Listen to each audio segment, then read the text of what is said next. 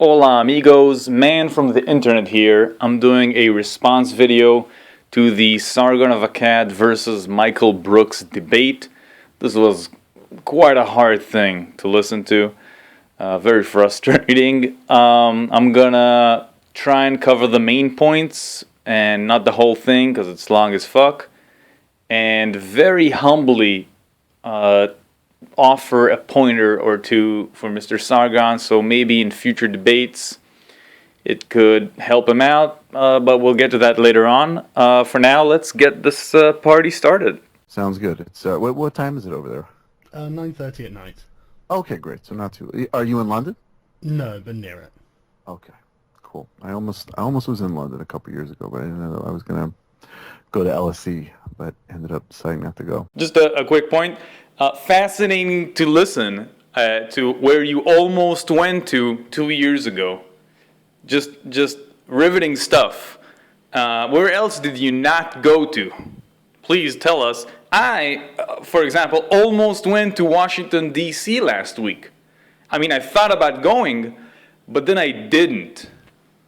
That's almost going, right? Anyway, yeah, let's continue. It's a thing that exists in tiny pockets. It's vastly inflated in terms of its importance. People who inflate it in terms of its importance don't want to do policy or history or geography or economics. And as a result of not wanting to do policy, history, geography, or economics, it leads to dumb ideas, bad policy, simplistic and delusional understandings about very important things. Notice what he listed there. Economics, history, policy, and geography. I assume he meant geopolitics because discussing fucking mountains, valleys, and lakes has nothing to do with anything. But he didn't talk about ideas or religion or a word I don't like so much as it's far too general in my opinion, culture. So all these let's call them exterior factors to a person's behavior. His geography is, he's in the Middle East, geographically a bad place. Economics, he's poor. Policy, someone else's policy fucked him. But no word about what this person is thinking himself. What religion does he believe in? What ideas does he believe in? How was he raised? What ideas was he raised on? Was he raised on the idea that if someone leaves Islam, it is your duty to chop off their heads? Whose policy is it to do that? So, none of that is important, but the geography in which he lives. Does he live on a mountaintop? Is he a hermit atop a mountain? Or does he live in the valley? And is he a valley girl? Because that's the important stuff here. Look, I don't play video games, so I don't make YouTube videos about them. It's important to have a grasp in the ground of what you're talking about. There's actually a fine point that he makes there. He doesn't play video games, so he doesn't presume to be an expert about video games. However, even a person that doesn't play video games or only casually, passively plays them, has played Tetris one time in 1989, can still make a statement that is correct about video games. So regardless of whether you have a master's degree in 1984's Tetris, or if you've just picked up Candy Crush for the first time and failed to pass level 2 without extra lives from your Facebook friends, what comes out of your mouth can still be a true or false statement.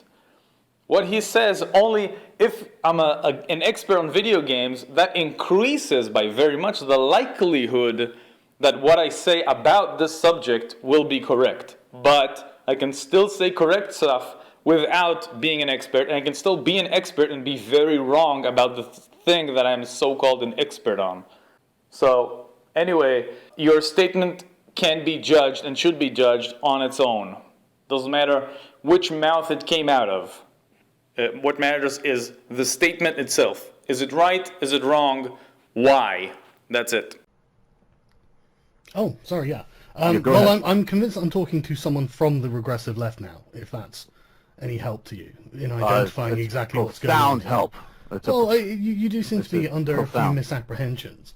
But okay, You- so... okay, but oh, go into actual no, hang go on, into actual no, detail. you've just had like a 5-minute monologue, so let me ask Go some into questions. actual detail, though. Don't do silly ad Oh, hoc. I will, Go into I will actual go into detail. detail, right? Okay, So- go ahead. I can understand why Sarge, can I call you Sarge, by the way, Sargon? Thanks.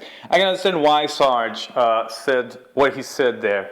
He has been, like, this guy takes a 5-minute speech where over and over snidely says that he's lazy, he's not a liberal, he generalizes, just jabs at him in his long-winded speech. And now for the first time that Sargon is allowed to speak, to have some kind of response, well, yeah, he wants to jab back. That's a natural human response.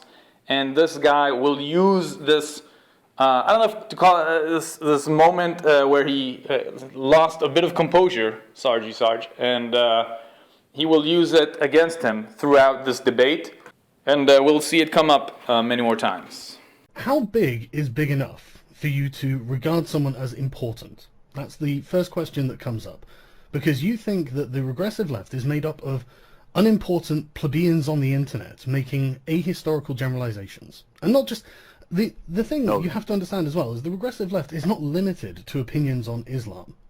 But that is one of the major issues that people are trying to talk about that the regressive left is getting in the way of. But how big would these people need to be? I mean, what kind of makes reach? me a member of the regressive left? No, answer my question. No, you just threw it out, so I Answer wanna my know why. question. How big No, would... you answer mine first, because you put No, a direct accusation I at me. asked my question first. You put a direct I don't accusation care. I at me. asked my question first. How I big care. would... I I care. don't care that you care. How big Well, I would don't be care big that enough... you don't care that I care. That's What makes me great. a part of the regressive left? Go ahead. justify Literally it. your opening monologue. And Right, so you explain said that. you don't understand why. So let's actually get ahead. into that, shall we? Yeah, tell me why I'm in the regressive left. Go You for have it. made the assertion that the Yes. people in the regressive left, who you agree are the regressive left, are not big enough to be important. How Mm-hmm. big is big enough to be important to you? What makes me part of the regressive left was the question. So this will be the strategy throughout the debate. A question is asked of this man, Michael. He doesn't like it. Either he doesn't have a good answer, or he has an answer that he wouldn't like to say, or he thinks like this very fair question, how big does it have to be, will take him on a road he doesn't want to walk on. So the knee-jerk reaction is, how am I regressive left? You have accused me. Prove it. This will return over and over and over. I'm not sure. I'm not sure how to combat this type of request, especially when, as you'll see, Sargon tries to explain what he means by that. But the regressive left is indeed such a wide term. It is hard to say. This guy is undoubtedly a member of the regressive left. He has the regressive left card. He goes to the meetings. Very much a member. But it is hard to summarize in a couple sentences as to why or to prove it. So I don't know. Maybe the approach here, just to save time, would be to sort of apologize and retract that. Sorry, didn't mean that. You're not a part. Can we continue? Well, I'll try and, during this debate, explain what the regressive left is, and you can see. You can think for yourself whether or not you're a member of it. Okay, that wasn't fair to accuse you. Something like that. Just to get that shit out of the way and force him to engage with the questions and the conversation that you're trying to have. I'm not sure that would work. I don't know in this case. No. The question is, how big do you think these people have to be? I mean, do they have to be in charge of a major news outlet? I think that you can, this is a semantic game. I think if you want to say, okay, so as an example, you guys wheel out Glenn Greenwald as an example of the quote-unquote regressive left. Absolutely. Which I don't which is exactly, look, and I actually don't agree with everything that Glenn says about foreign I policy. wouldn't expect you to. But mainly, sorry? I wouldn't expect you to. But mainly, the reason seems to be, and again, explain what makes him regressive left. If you don't want to explain what makes me regressive left, you're going to have to answer that question. It seems to me that the main objection to him, again, is that Glenn Greenwald engages in policy analysis and history analysis, which you guys always go to as that's a justification, that's an avoidance of the issue, even though those, of course, are the main drivers. We'll see this sort of approach also come up a couple of times again. Translation for what he says. I, Michael Brooks, am very confident in my position about U.S. foreign policy. It is bad. We done bad. And I'm very confident about that. And I have studied it, and I've listened to a lot of people say it bad. And I can talk for hours about how and why it bad. So I will try and steer the conversation and the debate whenever I can and try and have you argue against me. Have you say that the U.S. foreign policy is good because I'm very confident in my ability to argue that it, in fact, is bad. So that's what he's trying to do here. He's bringing up Glenn Greenwald, and he says, I think they call him regressive left because he has this opinion about foreign policy. Please, can we talk about foreign policy? I'd like you to say that foreign policy is good, and I'll say it's bad. Can we do that? And Sarge is like, no, that's not what I asked you. How big do they have to be? Well, is it because he's a Jew? Spoiler, he's going to say that, but you get my point. Okay, so the main issue is that you're trying to discuss events and people, and we need to discuss ideas. Do you understand the difference between those two things? Before I answer yet another one of your questions, and you're going to explain what makes Ezra Klein, Glenn Greenwald, and myself regressive. Because insofar, all I can tell, the qualities that we share, is that we are interested in policy, history, and the apparatus of how things are actually done. Right. Not I'm not in any way masturbation interested on the in internet. criticizing your analysis of these things. In fact, I'm going to just assume that I agree with what your analysis is. And we're Jewish. Right? I don't care. Is that a factor?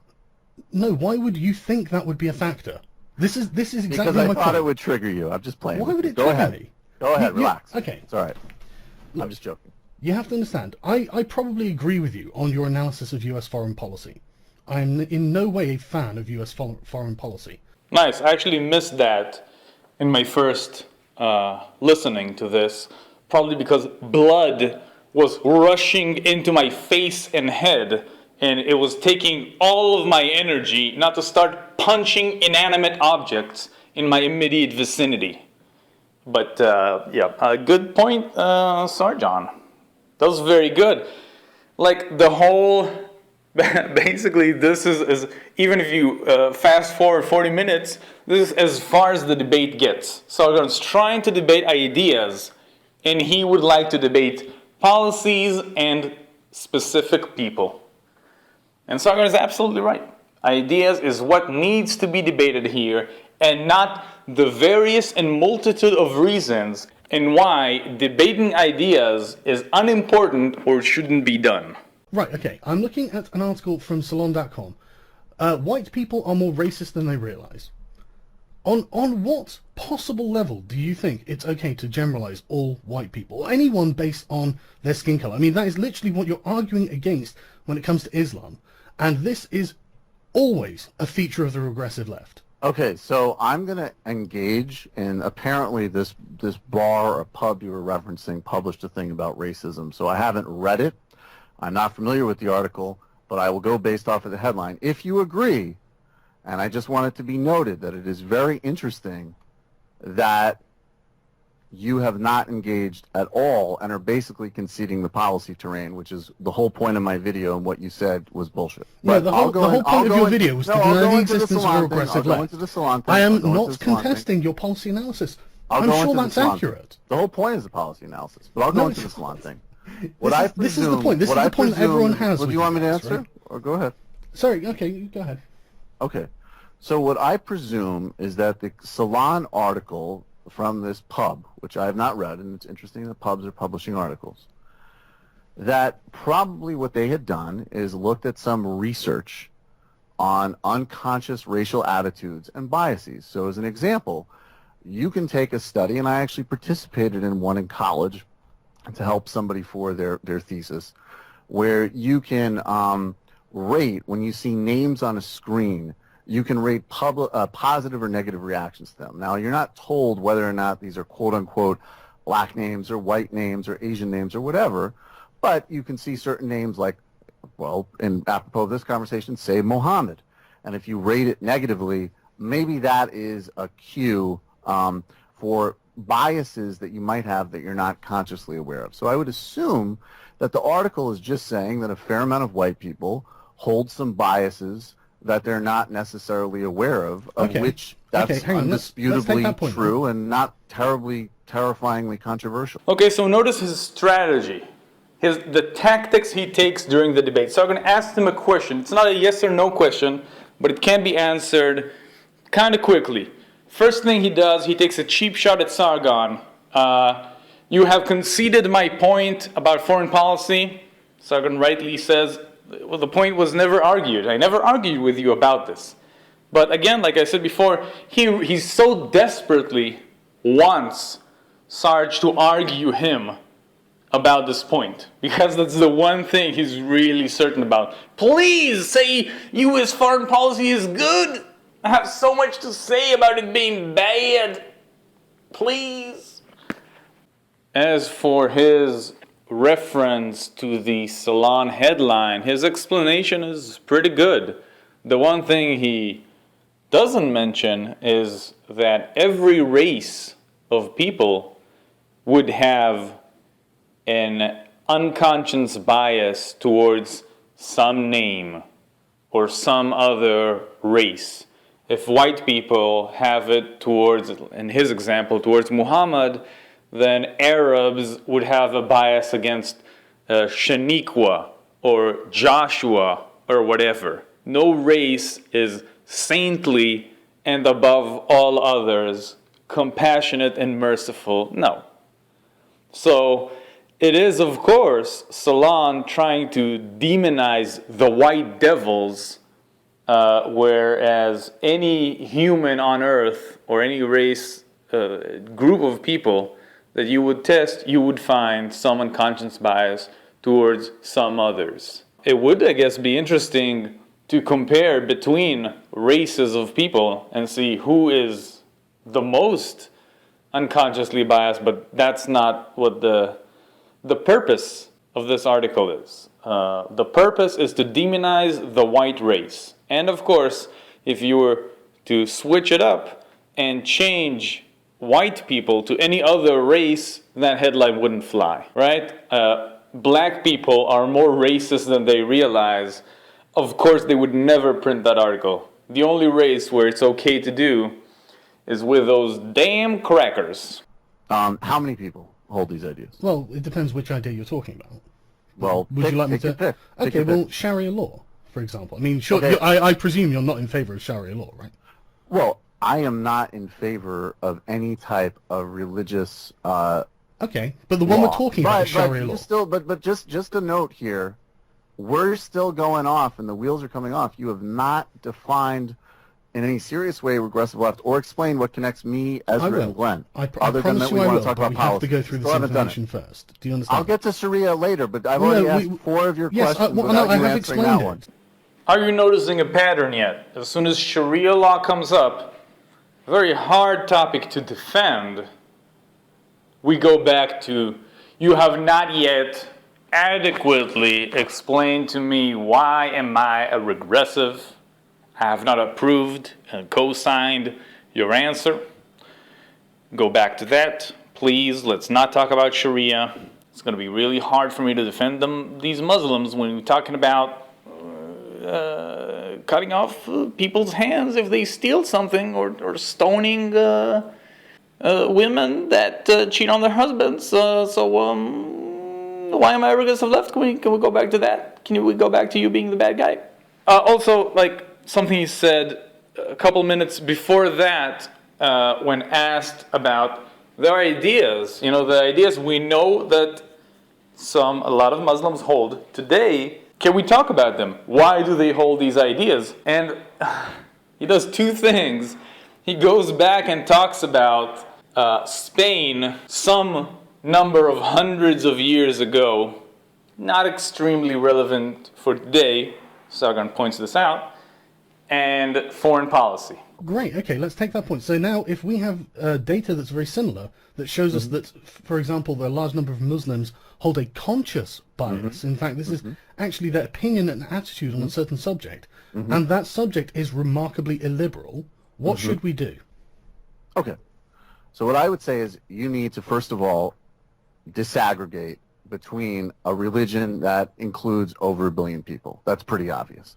Sure. Attitudes are not the same. They vary widely. Absolutely. The second point is that primarily, if you look at this historically and not as some static ahistorical idea, and you do the actual legwork and the homework that I know someone like you could do, because obviously you're a smart guy, and I'm not saying that in any way facetiously. I mean this sincerely. This is partially what frustrates me.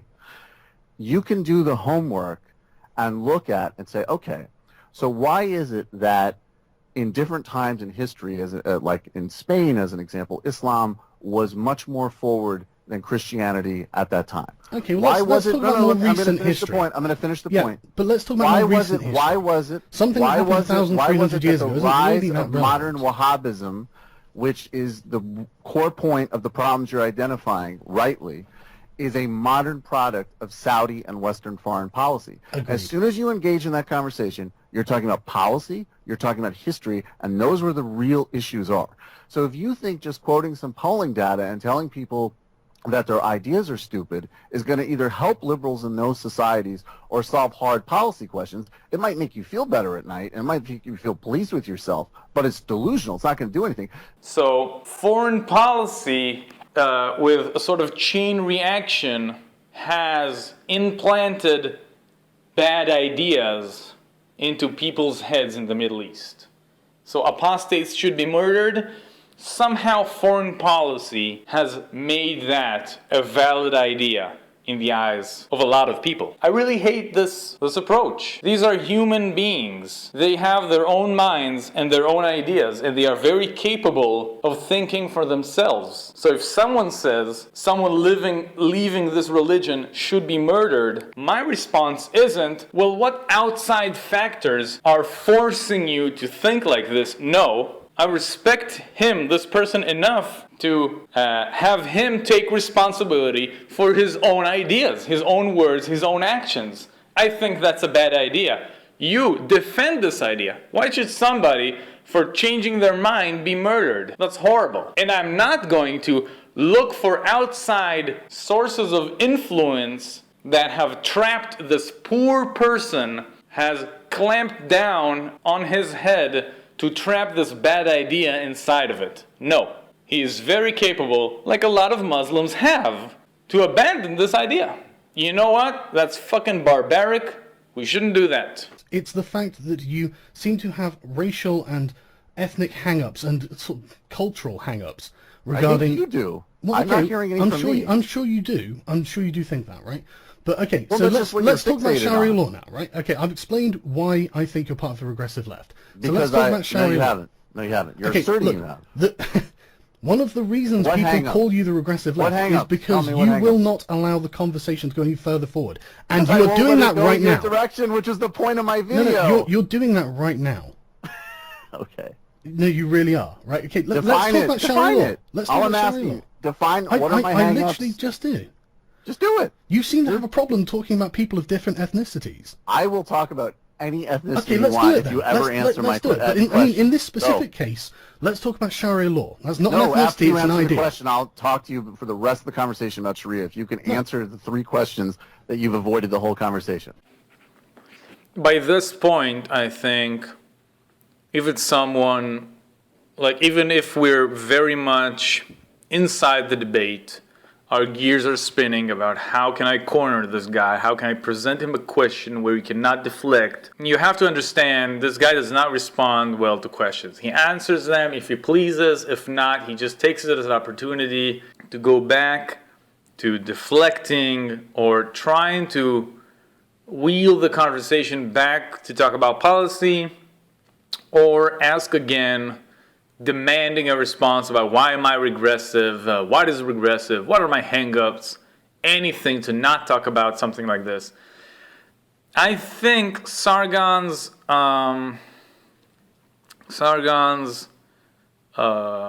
method of debating is asking questions, I guess, or a big part of it. And that can only work with someone willing to answer them truthfully and in a decent manner, I guess would be a way to, not this guy, basically. So you got to change your MO, Sarge. You got to change it. And another thing that I forgot, and I will now point out, a second pointer, which I humbly offer you, Sarge. You are a stereotypical polite Englishman. This is to your detriment in these kinds of conversations. Whenever he starts talking and you try and intervene, I will finish my point. I'll finish my point. You ask the question, I'm going to answer, I'm going to answer. He doesn't let you get a word in. But also, once it's your turn to talk, after he's done with his long-winded speeches, he won't let you talk for more than 20 seconds before cutting you off, and you allow it. You're too polite. Don't let him cut you off. Once this starts too much, you gotta say something like, listen, you've been talking now for 4 minutes straight. I can't talk for more than 10 seconds without you cutting me off. So either I'm allowed to also reply and speak, or this is not a conversation, it's a monologue. What do you want it to be? Also, you can say, and I love saying this, okay, I would like to talk now for 2.5 minutes straight without interruption. Can we agree on that? Please, take out your clock, look at it, start a timer. 2.5 minutes, you will be absolutely quiet, and you will not interrupt me. Is that agreed? You've just talked for 5 minutes, I like 2.5. Is that okay? He will have to agree. And you're going to have to be ready with your own speech. Because unfortunately, this guy does not agree to engage in the way I think a debate should be, is you take one point, you ask a very simple question about it, you get an answer, and you continue like that. You keep talking about just one point, no huge speeches about 10 different things that can't be answered. Just a simple, short answer, short response, and you go back and forth until a conclusion is reached on one specific point. For example, I don't know, the approach for homosexuals in Muslim societies. Good, bad, why? You talk about that back and forth until you're done, you move on to the next point. But it's impossible like this. One day, once my channel blows up, so when I have 24, 26 subscribers, and I have some star power behind me, I have some ideas about how to fix debates in general, which I will reveal once I am a huge channel with 29 subscribers. And maybe one day I'll be able to pull them off. Basically, you have to enforce what I've just described in a debate. Take one point, very shortly argue it, short responses from each of the debaters until that point is reached, and someone has to enforce it. That's just in the short version of my idea. Let's talk about the reaction to homosexuality under Sharia law. Yeah? You're not really getting the point here. No, I think you're not really getting the point. The fact that you're not allowing this conversation to happen is I've the just point. been having the conversation with you for 10 minutes and you still haven't answered any I've literally questions said, that should we you've talk about avoided. the finer points of Sharia law, and you've refused. I You've actually just walked obfuscated, you you've through muddied them. the waters. I will we take a can lead talk from you. about I have very answered them specific, fully, we except can I talk about actually very have. specific topics regarding this, but you seem to refuse to want to do so. No, I'm actually getting more specific than you. That's what's actually happening in reality. But go ahead. You can talk really about gay impressed rights you in think Islam that. now. Okay, Go ahead. yeah, right. Okay, so let's But just just talk. again, I want to index. 25 minutes in, you haven't answered any questions, and you don't want to talk about policy. But go ahead. No. Look, you don't seem to understand. I do. agree with you on policy. Okay, I'm going to cut it off here at his indexing of the 25th minute. Him repeating for the 17th time that Sargon has not given him an answer he is satisfied with. Because this video is going to be like 21 hours long. So, feel free, of course, to watch the rest of this. I'll put a link to the full conversation in the description box below. Just, have a drink of water before you listen to it. Meditate beforehand, because it is a frustrating thing to listen to. But it is worth it, I think. At the very end, Sarge starts actually giving out statements very concisely, very sharply. It is satisfying. After this deflection fest, to just hear a very concise statement. Don't judge people based on characteristics they have no control over. Just don't judge people based on their race, on the color of their skin, their sexual orientation, their gender, none of that. Talk about ideas. Criticize bad ideas, no matter where they come from, and no matter what outside influence might have propped them up or brought them low. Talk about good ideas, why they're good. Talk about bad ideas, why they're bad. That's fucking it. So he does give out some very fine, very satisfying points at the end.